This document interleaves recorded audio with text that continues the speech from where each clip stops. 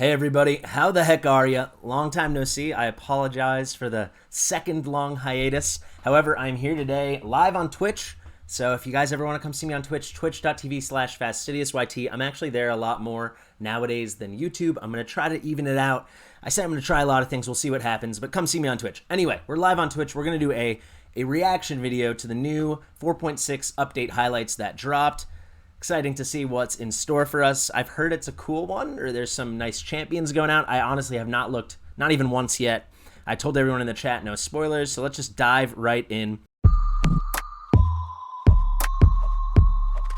Fastidious. Fastidious. Probably going to be a lot of reading, so bear with me, but I think it'll be pretty good.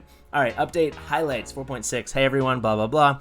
Long time coming. We have a number of champs lined up to include in the roster, including the winner of the community champ contest, like the design contest. Okay, so I did see that already on the raid Discord. It's like that glowy night rev guy with the green, smoky, glowy, whatever. Should be cool.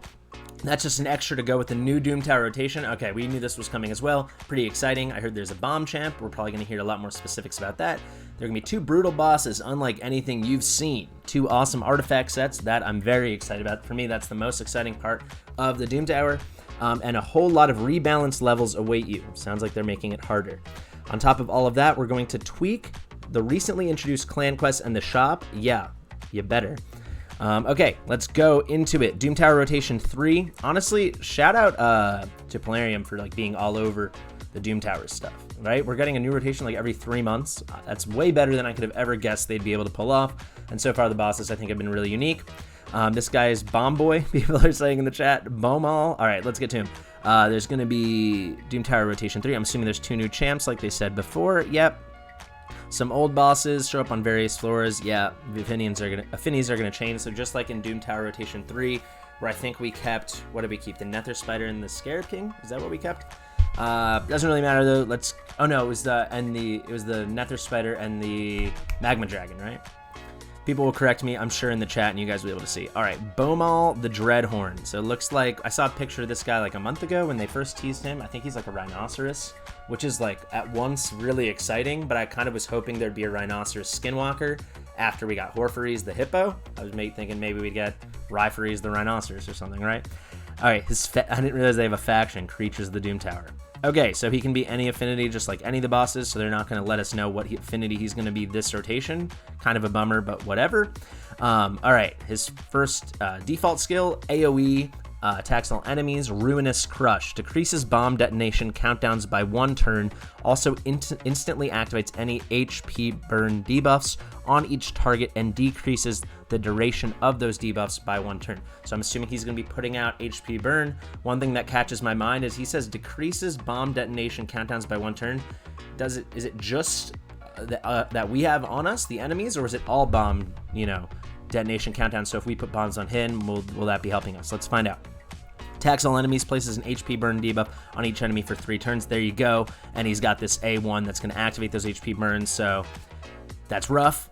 All right, Rain of Bombs. And yeah, that was Magma Flood. Enemies receive 100% more damage from HP burns for each bomb debuff they are under. All right, I'm assuming we can use cleansers against this guy, because without it, I feel like we are just screwed with how many debuffs he's going to be putting out. Now what? Rain of Bombs is a 3, removes all buffs from all enemies, then attacks them. Places a bomb debuff on each enemy that detonates after 2 turns. Places 1 additional bomb debuff for each buff removed by this skill. So if you're loading up with tons of buffs and you don't resist, and you're like cleansed 4 buffs off you, he strips them. On top of, what is he putting out? On top of the bomb he puts down, he's going to do 4 more, right? So 5 bombs, it's going to be brutal. The bomb debuffs cannot be blocked or removed. Okay, so they're cleansers, that stinks. Because it can't be removed, so it can't be cleansed.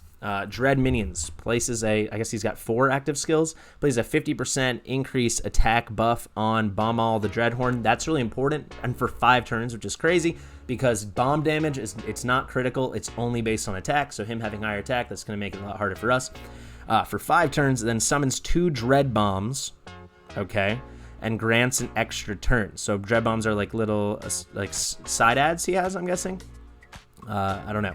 The increased attack buff cannot be removed. Summons 1 Dread Bomb every time Bommal's turn meter is decreased. All right, so this is a Dread Bomb. This is a minion. We're going to see that in a second. All right, and then passive, Pressure Wave. Each time an enemy places any debuff except bomb debuffs on Bommal, places a bomb debuff on that enemy that detonates after 2 turns. So if we place any debuff on him, we're getting a bomb on ourselves unless we're placing bombs on him. So this is why bomb champs, I guess, will finally be relevant. People in the chat are saying high resist. Yeah, for sure. A lot of earlier game, mid game people maybe can't pull that off. But if you have someone like Brogni with a big Doom Tower resist aura, that could be huge. So just another way Brogni is going to be OP again. Love the guy. These bomb debuffs cannot be blocked or removed. Great. Each time a bomb debuff detonates on an enemy, 50% chance of placing a stun debuff on all enemies for 1 turn. Bommal receives 200% more damage from bomb debuffs. Okay, so we got to load this guy up with bombs. It's going to be almost the only way to kill him, at least at the higher levels, or for sure in the hard Doom Tower. So, the War Mothers of the world, the Lord Shazars of the world, the Galkuts of the world. Who else can I think of that are bombs? The Grinch, Grunch, Killjoy, right? This is, all right, cool. New champions are relevant. Sounds really tough. So let's look here now at the A4. Where was it? So then summons 2 Dread Bombs and grants an extra turn, and then also summons 1 Dread Bomb for every time Bommal's turn meter is decreased. So what is a Dread Bomb? Let's find out. It's a minion. It looks like I don't know, a caged up bomb. Detonation passive, so it's not an active like member. It's just, I guess, kind of like an item he's throwing out. Explodes at the start of each turn and deals pure damage to each enemy equal to 40% of their max HP if the Dread Bomb is not under freeze debuff at the start of the turn. Deals pure damage to each enemy equal to 20% of their max HP instead if the Dread Bomb is under a freeze debuff at the start of the turn. People are also saying Soul Drinker, Ashlift. There's a lot of bomb champions. We all know it. Go on to Yumi Love, check it out. But I'm just saying they're going to be relevant now. Damage inflicted will ignore shield buffs. Yuck.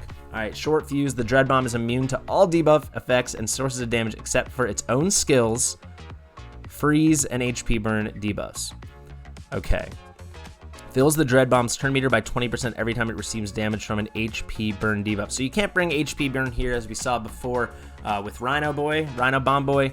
Basically, you need to bring freeze and you need to bring bombs. This looks really tough. And here we go. We get a little summation. Bommal's all about the bombs. All right, I'm not going to go so deep into this, but a general impression. This seems to me what is going to be the instantly new hardest boss, unless the next boss is very difficult. People are saying in the chat, Arlene Miracle is saying, this is why you don't feed Legos. I couldn't agree more because, yeah, you know, maybe you fed a Pixneal. I mean, she's not that great, but that freeze might come into play right now, right? Maybe you fed an Astrolith. You fed a War Mother. Now you're kind of wishing you had them, right? All right, the Fortitude set. This better be some good gear because this seems like a super hard boss to farm unless you have like an all bomb team. I don't know. But keep in mind, you also can't be like protecting yourself with tons of buffs because where was it? The Rain of Bombs A3. It's a full strip and then an extra bomb for each buff stripped off of you. It looks really difficult. The Fortitude set. It's going to be a tough fight either way, but the Dreadhorn plates will allow you to craft a new Fortitude artifact set. Significant bonus to the wearers. It's a 2-piece set. That's sweet. So resistance and 10% defense off a 2-piece set. That I love. You know, so it's basically, it's a souped up resistance gear. Resistance gear is plus 40 resistance. Now we're getting plus 40 resistance and also 10% defense. Yeah. People are saying resist plus defense set combined. I mean, a defense set is 15%, not 10%, but yeah, this is great. And this is I love always love the artwork on the artifact sets. This looks great. Now the next boss is Astanyx. These names, man. Can be any affinity, duff. She's from the special faction creatures of the Doom Tower. All right, their default skill, Dark Light Beams, attacks all enemies. Oh wait, hold on. I want to just quickly check on Bommal what the cooldowns were on those crazy skills he has. Okay, 5 turn. But the full strip is on a 3-turn cooldown, and also the HP burn one on a 3-turn cooldown. This is gonna be a hard fight. There's gonna be lots of videos coming out, guys.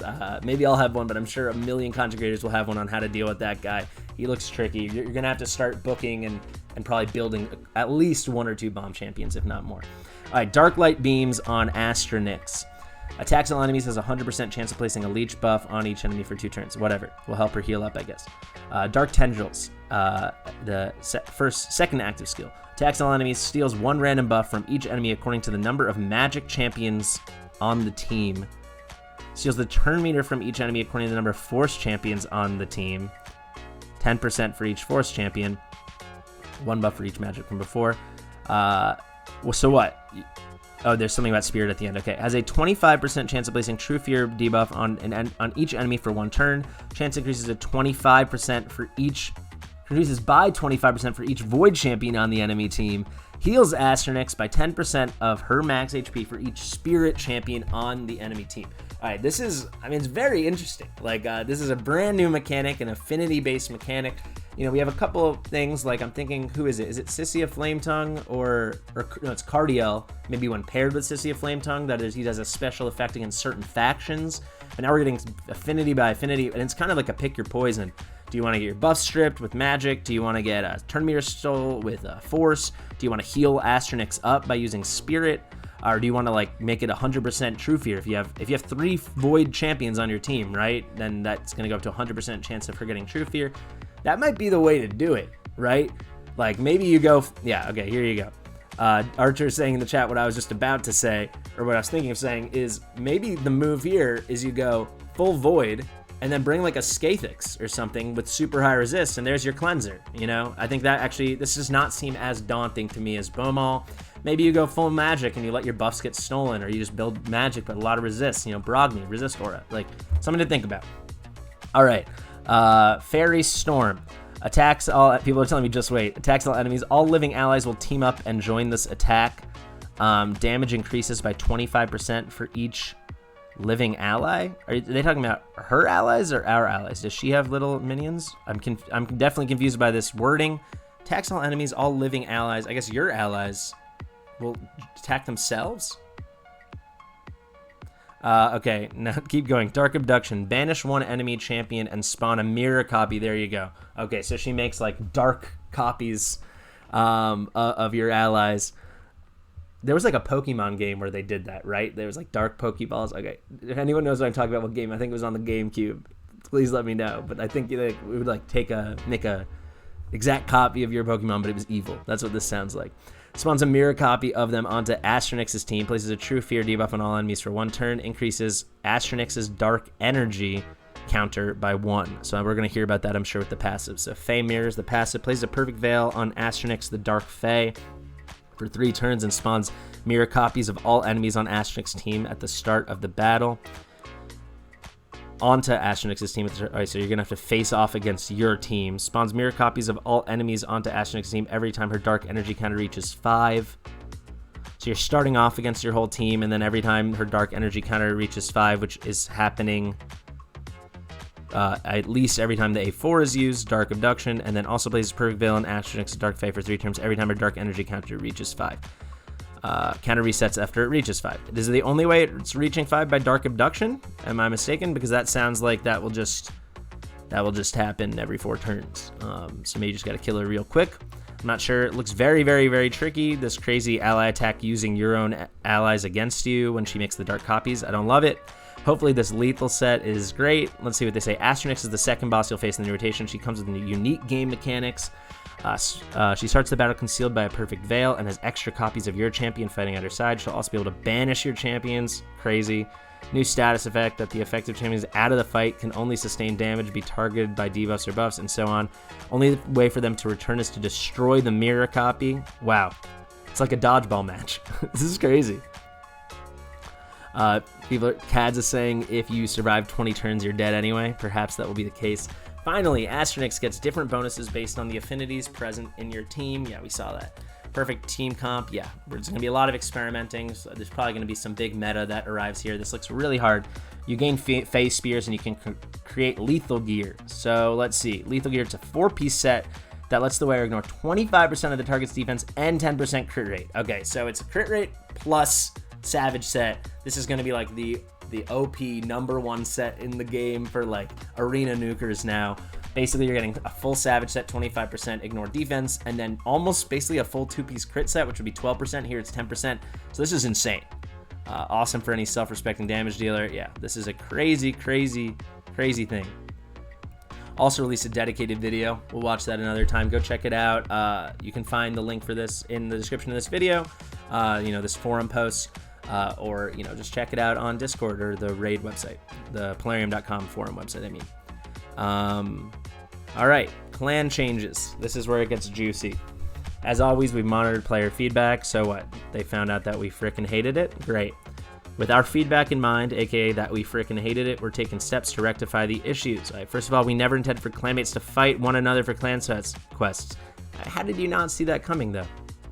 All 90 clan quests will be available to all clans, no prerequisite. All 90 clan oh, okay.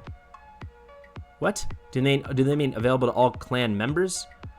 All 90 clan quests? Okay.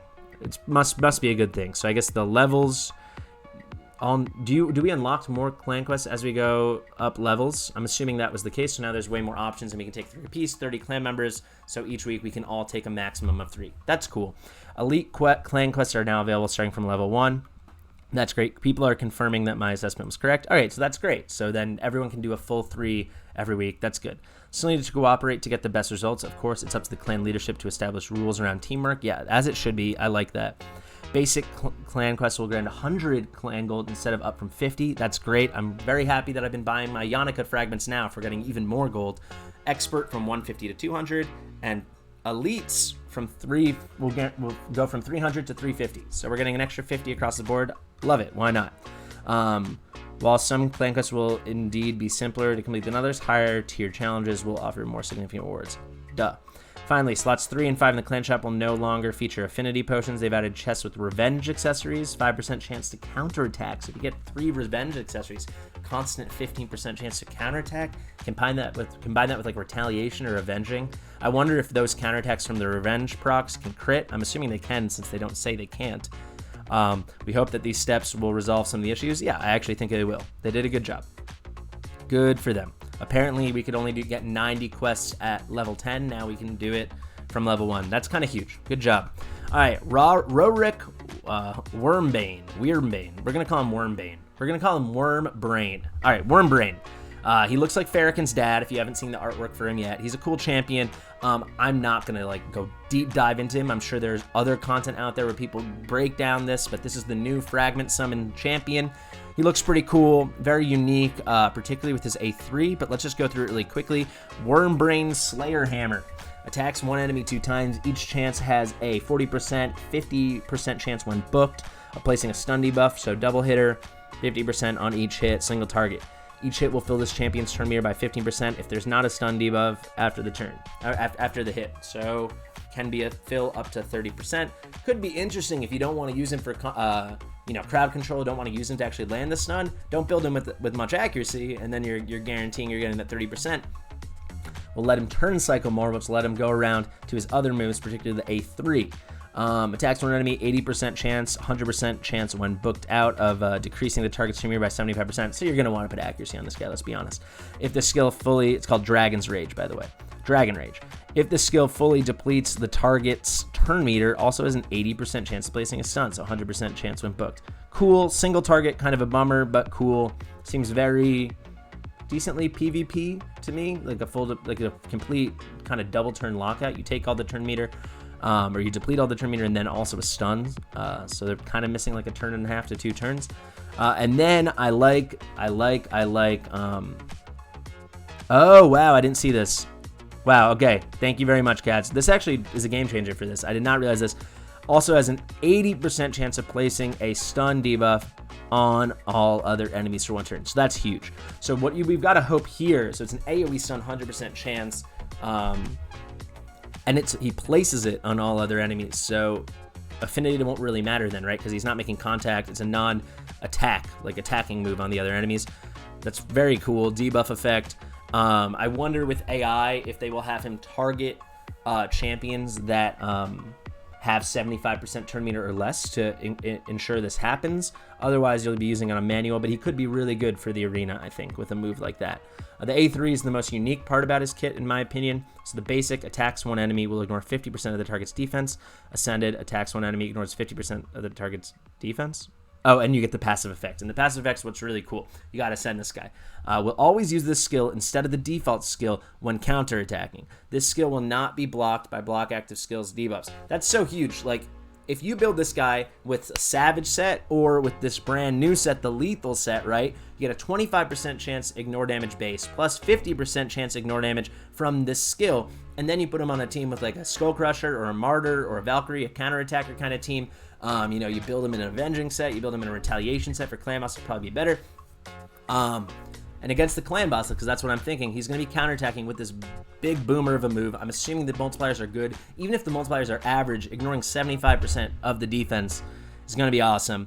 And then we got a nice, cool Titan's End passive, immune to stun debuffs. So he can keep putting out his CC, his stuns, but he can't be stunned. That's cool. 15% damage more to bosses and receives 15% less damage from them. So he's attack based, but you know, the Clan Boss is a boss. So could work out really well that he could be a little tankier than he would seem at first. We'll see what his base stats are when he comes out. But I think this guy in like an unkillable comp, or even just a normal tanky kind of Valkyrie comp with the fat shields, or if you got a Martyr and then you're working Martyr with like maybe, I don't know, Brogni or something to get shields that way, just something to maybe an ally protect champion. I think it's pretty great. Yeah, as they're putting it in the chat, it's like a free small version strength and weaken that built into his kit. And then imagine if you stack this with other champions, you know, like one of the hottest guys there is right now, Geomancer. You know, he's got the 15% effect when you put the, how do you call it? The HP burn on the Clan Boss or whomever, but I'm thinking Clan Boss. People are saying, yeah, he's pure DPS, but I mean, a pure DPS is kind of great. There's so many champions right now that put out so many different debuffs. You know, like I use Venom Mage. You get decreased defense, decreased attack, 2 poisons, heal reduction, which is basically a damage mitigation thing with her. I really think this guy could work for a lot of people, not just for like man-eater comps, you know, bad-eater comps, unkillable kind of things, block damage comps. All right, so now we got Kalvalax. Kalvalax as the Duke of Doom. This is like the winner of the champion, the fan vote, whatever, champion design competition. To be honest, I thought this, of the 3 finalists, this was my least favorite design, but they did a great job beefing up the design now that they selected it. I think he looks great. So I have not looked at his kit, not once yet. Legendary, obviously, Spirit Champion, attack, lots of attack champions all the time. And I'm not a crazy bit. People are saying, look at the kit, he's nuts. Okay, whatever. Oozing, so he's an oozy guy, not a glowy guy. Night Rev Spirit, let's go. Oozing Greatsword, attack one enemy, 40% chance of increasing the duration of all poison debuffs on the target by 1 turn. Very cool, I like that. Heals this champion by 2.5% of their max HP for each poison debuff on the target. Okay, cool. Why not? And let's see, you can go up to a 55% chance. Yeah, so hopefully he's putting out tons of poisons. Looks like he is. And I mean, he's like a green, glowy, oozy guy, right? So it seems like a kind of a venomous, poisonous dude. All right, Corruption Locust, the A2, 3-turn cooldown. Attacks when an enemy places an extra hit for each poison debuff on the target. Wow, up to 3 extra hits. So it could be a quadruple hitter. That's kind of crazy. So far seems like a Clan Boss god. Storm Vitriol. The A3, 4-turn cooldown, it cannot go down, but you can get a lot more damage. You can get 30% more damage on both of these from books. AoE damage increases according to the number of poison debuffs on each target. I just mentioned Venom Mage. Venom Mage and this guy would go together beautifully, right? She's putting out 2 AoE poison debuffs every 3 turns. Oh, now I'm seeing the passive. This is crazy. Places 4 big version poison debuffs on all enemies for 2 turns at the start of each round. Oh my god. Has a 50% chance of placing a 5% poison debuff on all enemies for 1 turn at the start of each turn. Oh my god. Whenever an enemy places a poison debuff on this champ, instantly removes it and replaces it with a 15% continuous heal for 2 turns. Yeah, so I feel like this guy's going to be a pretty enormous nuker. Wow. So what was it? Damage increases according to the number of poison debuffs on each target. So we don't know how much it increases by, but I'm sure people will data mine that and we'll figure it out. My guess is this guy's going to hit like an absolute donkey truck. Seems like a very unique, very cool champion. I like it. I think he probably has a lot of use in a lot of different places as well. Like he seems like he still could be like as a DPS, you know, Clan Boss viable. You're going to be putting out so many poisons it might even be a problem, you know? Especially since he's increasing the duration every time he uses the A1. Very, very cool champion. That passes with Pestilence. All right, this is a good update. Have a good one, they say. Have a good one to you guys as well. Sorry, it's been so long since a video. Overall impressions, I mean, update 4.5 was like maybe, all things considered, one of the worst updates I've ever seen in this game. Particularly disappointing because I think it was update 4.4, maybe it was update 4.3. That was like such an unbelievable update. I think it was update 4.3 actually. That was the one where we got like the AI override, you know, the move optimization that we could do manually, and all that other great stuff that came with it. Pretty crazy stuff. Both these bosses look really, really hard. It's gonna be exciting when they come out and we see if we can how we fare. Clan changes, I mean, I don't know why they couldn't have foreseen the problems that we had with 4.5, but obviously these changes look great. The new guy looks really fine, especially for a fragment summon. Fragment summons tend to be a little bit worse than the classic ones. I'm much more excited about this guy than like Mother Cybele, but of course I'm gonna go for him. I recommend, if you guys can, go for all the fusions, all the fragment summons, and then this Kalvalax guy looks crazy. Or sorry, I'm saying Kalvalax, it's Kalvalax. We'll see, is this guy someone you just summon, or since he's special, do we get him in a special way, or I have no idea. Maybe he's just thrown into the pool, and if you get lucky, you get lucky. Seems like a crazy champ. All right, guys, hope this was helpful. Hopefully it didn't drag on too long. I'll find out when I edit. But yeah, good to see you all again, and I'll see you in the next one.